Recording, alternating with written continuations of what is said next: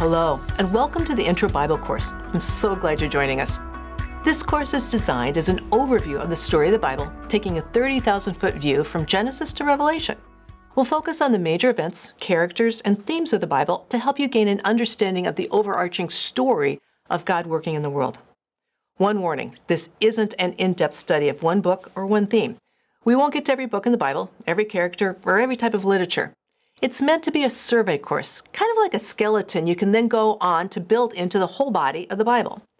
If you haven't done a Bible survey course in the past, don't be surprised if you may feel a little overwhelmed at first, especially if you aren't very familiar with the Old Testament. It's okay. This is an exciting and complex story that reveals itself over time. I found it takes repetition to begin to feel comfortable with the text. We will use several of the Crossways International graphics in the PowerPoints that accompany the talks. These graphics were created so that they could be used in any language, so symbols are used heavenly. This allows for Crossways to minimize the number of graphics that need translation when teaching people of different languages.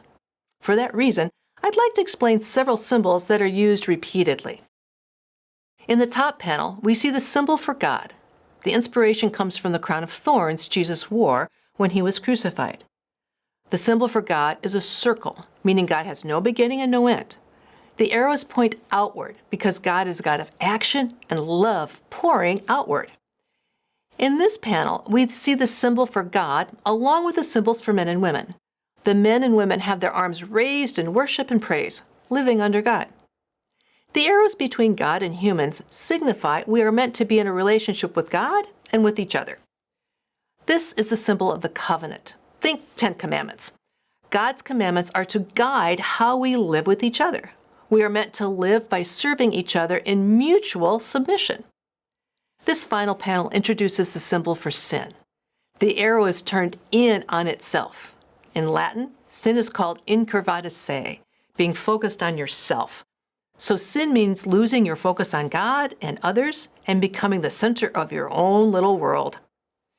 We can see that when sin intrudes, the relationship between God and others is broken, and we stand defiantly with our hands on our hips.